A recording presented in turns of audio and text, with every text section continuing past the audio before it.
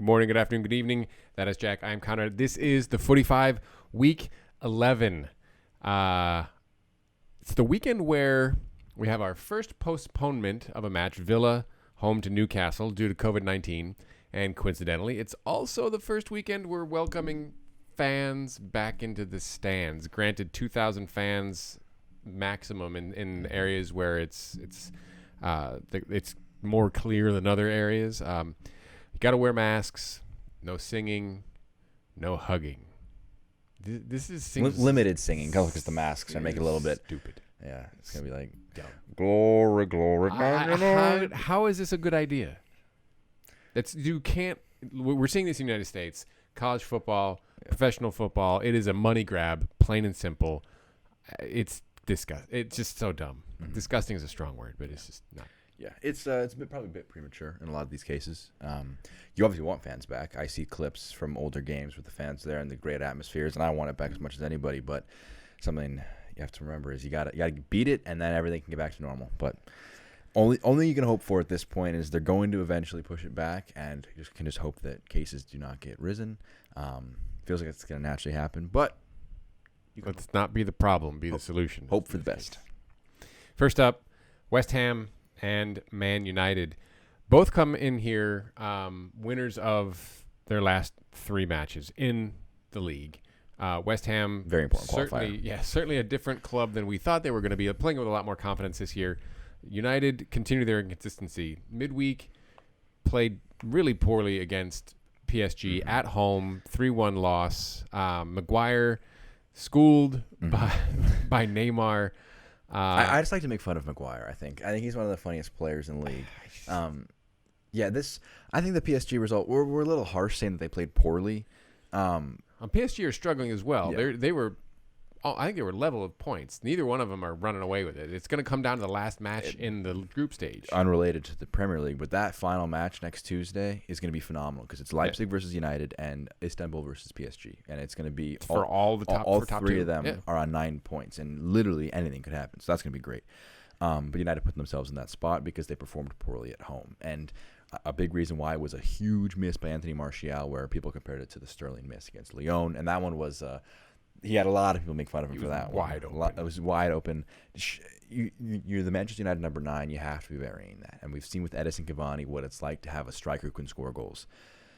So we really don't know what to expect from Manchester United. Will they continue their good Premier League form, or will they be the United who struggled with McTominay and Fred as your double pivot? I think we would like to see Bruno Fernandes and Van de Beek play in the same side. Obviously, it limits what you can do up top. Obviously, Ole hasn't been able to do that just yet. He has a lot of options to tinker with, but I don't think he's found the perfect one just yet. So they're going to want to try and figure that out because West Ham are sneakily good. They're fifth in the table. They shouldn't be sneakily good, but they are. Their last 3 wins, they've scraped them out.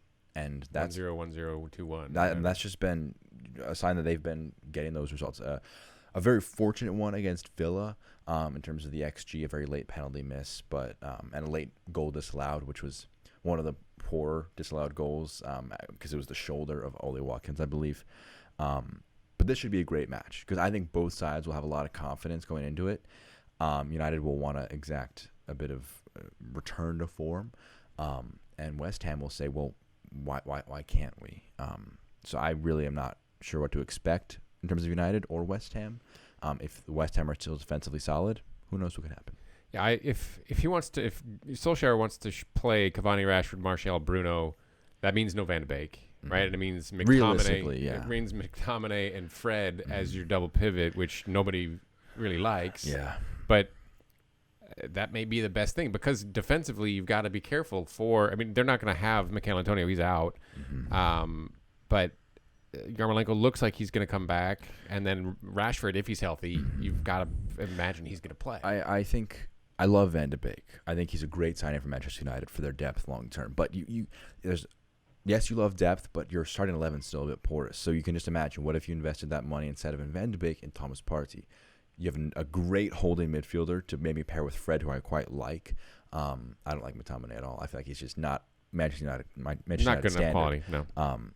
We can talk about Man United for days, but I think this is going to be a great match. Part of many that are going to be really good this weekend. Next up, Chelsea and Leeds. Chelsea are playing well. They're suddenly defensively solid in front of Mendy. Very creative up front. They've embedded a lot of good talent, and Lampard's done a very good job bringing them all in. Midweek, a 4-bagger from Giroud against Sevilla, and then they're just scoring goals left, right, and center. Meanwhile, Leeds had the 1-0 off of Everton. They're just 5 points behind where Chelsea are. Chelsea in third, Leeds in 12th, but just 5 points separate them. Yeah. And Chelsea look healthy, like one of the few clubs to be able to say that right now. Exactly. They have a clean bill of health heading into that match, which is just a luxury.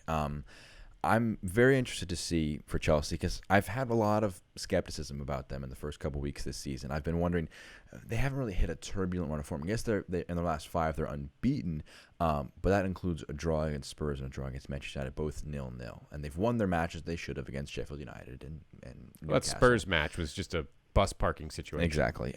So I really don't know what to expect from Chelsea just yet. I'm wondering if they get a bit more adversity. I'm not saying they've been injury free all year. They had Havertz out with COVID. They've Pulisic just recently coming back. But I really don't know if this is Chelsea's level or if they're going to be the constant theme of 2020 where it's they've overperformed, now they're back to their level, or they've underperformed, now they're back to their level. Defensively, I feel like they're not going to have an easy time against Leeds. They like to create a lot of chances. And it's just a case of, can Mendy be the kind of keeper like Pickford was last week, where he made a ridiculous amount of saves, was stood on his head, was a man of the match for Everton, even in a 1-0 loss. Should be a great one. I think Chelsea are definitely, I don't want to say heavy favorites, but they should be favored considering where their aspirations are, which is considering Liverpool are injured and Spurs are Spurs, got to be title aspirations. So step up big here, and you could have a big result. I think Chelsea, this is a statement game for Chelsea in my mind. This could be a 3-0 for them, because I don't know that Leeds have what it takes to break down what Chelsea has become defensively. And I think Chelsea can score, not necessarily at will, but I think they will, because of the way Leeds will play, they may get caught out, and Chelsea are fast enough to beat them. I think Timo Werner is a guy to watch out for. That pace to get in behind should be something that they should be very excited about. And hopefully the Captain America can get some form going. Next up, Spurs and Arsenal. Again, these two clubs not the best of friends. St. Totteringham's Day doesn't look like it's going to happen this year. Right now, Arsenal are 8 points adrift after 10 matches. A lot like their midfield, it doesn't look very good for Arsenal. Yeah. They just, again, they can't score. Rumor has it they're going to go out in the January window and try to solve those problems in the midfield. The question is now for Spurs, do they take advantage of that and go on the attack, or do they sit back and wait for Arsenal to screw up? You say they're going to go out in the January window. They're actually going to fax the Premier League a little document that says we're adding Mesut Ozil to our Premier League roster, our registration. I don't think they can. Maybe they can. In January, they can refresh and add new players back. But they had Ainsley Maitland-Niles play in that attacking midfield role. A lot of comparisons being drawn in their demeanor and their ability to actually create chances, which is something Arsenal has struggled with. They're going to play more defensive against Spurs, it has to be said, because they have to. They're one of the best scoring sides in the league. Kane and Son, you cannot mess around with I'm very interested to see what Arteta does. He's a lot of different options, because he could go with the Partey, if he's healthy, he was back in training on Friday, the Partey El Neni midfield combo that did so well against Manchester United. You could go with a back two and maybe have Granit Xhaka just man-mark Harry Kane. Are you going to play Maitland-Niles as a fullback or as a wing-back in your system? Are you going to play Saka? Are you going to play Nelson over Willian? There are so many questions to answer, and I think he has to get them right, because if they go 11 behind Spurs, I don't think he's anywhere close to getting sacked, but you don't want to be 11 adrift from Spurs after 11 matches. It's a different project at that point. Exactly. It's going to be interesting because fans are back. I think a lot of teams have different demeanors with no fans and almost a training ground atmosphere. But 2,000 fans, is it going to make a difference? It's more than zero. I think it's going to have a non-zero impact on many players. Maybe it'll improve them, because I can imagine, at least me personally, if I was in an away game as a Premier League player, I would love to rise up against the opposition fans. But this... I remember you made fun of me last week because I kind of just said it could be a win or a draw or a loss for Arsenal. But it really could go anyway. Or it could be canceled. Or it could be COVID-19. COVID-19. Don't forget that one. What happened on Friday. I don't know. I think I have more optimism in Arsenal than I probably should have, considering how bad they've been this year. But if you ask me right now, I think Arsenal are going to get a result. 3-1 Spurs. I don't see Arsenal being able to do it. I had think Spurs at third in my predictions this season. I feel great about that because everyone's like, "Oh, where did Spurs come from?" And I'm saying, Mourinho's I not knew going to that, want to lose but they're and not drop gonna wanna any lose that. points. I believe in this. Arteta. I believe in Arteta. We'll see. Liverpool, Wolves. Liverpool, as we've said, have been just destroyed by injuries. Somehow, Trent Alexander-Arnold and Naby Keita are both back in training. Keita has been an injury problem on and off and on. I thought Alexander-Arnold was going to be out for a lot longer. Meanwhile, Yoda, playing against his former team, has a chance of setting a record of 5 straight matches? 5 straight home matches. 5 first home matches, scoring a goal in which he would join company of Alan Shearer, Les Ferdinand for Newcastle, and Jermaine Defoe with Portsmouth. Those 3 guys, they're old. It's a pretty old record. It's a pretty good list to be on. Pretty good list to be on. He's been great for them. He's been a great transfer. And for Liverpool, it's just been. I saw someone post a lineup Liverpool could have like run out if they were completely fit, and it was mouth-wateringly good. You had Alisson and you had Van Dijk and Gomez at center back. You had a midfield trio of Thiago, Henderson, and Fabinho, which would be probably the best midfield trio in the world. Yeah. And then you had your front 3 and the fullbacks. Liverpool have so much talent that's just been robbed from them. And yet they sit second on 21 points. So they should have every reason to be confident, especially with some fans back. First time they're seeing the champions live in 30 years. Still a dumb idea. Still a dumb idea, but if anywhere could benefit from fans Could you imagine, though, to your point, the first time playing in front of the champions playing in front of, jeez, I can't even say it right. Yeah, fans. And being one of those 2,000 people or however many they're selling for home tickets. Gotta be special. Yeah, those Liverpool fans got to be freaking out. Exactly. It's a tough time, but these are the moments where it's like, okay, we're slowly getting back to normal. Maybe it's a bit too early to get back to normal. You feel a little gross about it. But it is going to be some happy moments, which I think would be a welcome sign for some improved morale at the very least. In terms of Wolves, I was going to say we haven't talked about Wolves inside here at all. They are sneakily good. They've scored the least in the top 10, so it's interesting against a porous Liverpool defense. Only 11 goals, but they've conceded third least in the top 10. I should clarify that. So it's going to be a very interesting matchup. No Raul Jimenez, but they have that consistent factory of Portuguese talent. They're pretty solid defensively, so I imagine this to be a 2-1 affair, probably in favor of Liverpool. But I mean, Wolves beat Man City last year at their place when they were defending champions, so they would be the third side to do it in history to beat defending champions away from home back to back. Wolves have only scored 11; they've conceded 11. Liverpool have scored 22, conceded 17. Yeah. And again, you got that outlier against Villa, but that's kind of uncharacteristic Wolves. I would expect. No, I don't know. It's tough to know what to expect, but I definitely do not. I don't expect too many goals in this match. I think it's going to be the case of maybe one Liverpool forward will step up with a goal, a midfielder will step up with one, and Wolves will get one on the counter in the second half. It'll be 2-1 Liverpool, something like that. Or who knows? It'll be they'll show up once in a while and just beat Leicester 3-0. They'll just thrash a side on occasion when they feel like showing that champions level of form. Last up for the weekend for us, Brighton and Southampton. We've got here Scrappy versus Stalling.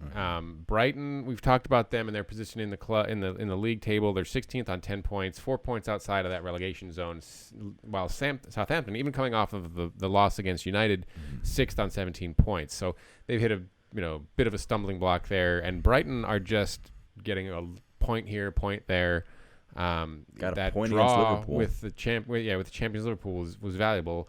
Lallana and Proper are still out for Brighton. Remarkably, Danny Ings is back in training. So if you're Southampton, you got a shot at him playing maybe the last 30 minutes. Doubt that he'll play. More than he'll that. start, but again, fans in the stands for this one. Yeah. At Brighton. I think this could be a good match. We talk about Brighton a lot as a side who are, you say 4 points above relegation, but they're not. I don't think too uncomfortable with where they are. I think they know where they're at, and they got a point against Liverpool. A lot of controversy about the usage of VAR, 2 Liverpool disallowed goals, then the very late penalty given. I thought it was a very soft penalty to give, but ultimately you got a point against Liverpool. You limited their chances, and in terms of legal goals, they only scored 1. So you should have every reason to be confident, especially against the Southampton side, who did not look strong against Manchester United. And this Manchester United side, the biggest I think, detriment to them is that they're mentally weak compared to a lot of other sides. Your captain is Harry Maguire, who I don't want to call another man soft, but you used to have the likes of Nemanja Vidic and Rio Ferdinand at center back, and Roy Keane as your captain. And yet Southampton did not look confident to keep the result, and they eventually obviously lost the match at home. So Brighton haven't won at home yet. The Brighton haven't won at home yet. So with some fans back, with the fact that you have a really great, feels like 3 points against Liverpool, against the Southampton side who were stalling a little bit. If Danny Ings isn't able to get back immediately into form, I think Brighton have definitely a good shot to get some points at home here. Maybe a point, maybe even 3. But it all depends on if they're able to finish their chances. They generated a lot against Liverpool, but they were wasteful with several of them, which you can't do against the champions, and you can't do against a talented side like Southampton. So, I mean, 2,000 fans at the Amex is 10% of your capacity versus 2,000 at Anfield, which is like 4%, 5% or whatever. Mm-hmm. So, I mean, it's going to have a very different feel. And the Amex is both of those stadiums are fantastic atmospheres. But I have to imagine that 2,000 is going to make a big difference. It's going to feel, I think, a lot bigger than it will at Anfield, where you're so dwarfed by the massive empty seats and massive flags where there should be a lot of fans. But this is going to be a great weekend. I think with some fans back, there's going to be a refresher of, I guess, storylines. Well, this may be the first and last weekend with fans. Don't know, because I don't think it'll be up to the Premier League to make that determination. It's going to be a countrywide situation based on what's happening, whether they decide to say, okay, no more gatherings over 50, gatherings over 100, whatever it may be. But it will not be a Premier League decision. I think it'll be a governmental one that would shut this down again. Can only hope for the best. Yes, we just want health and happiness heading into the holidays and make wise decisions. Everybody, wear your masks, sing a little bit, no hugging. Good luck with that. Jack, Conrad, this has been the 45. Please do let us know what you think in the comments. Subscribe, like, look for us on the Twitter at the 45. Take care now.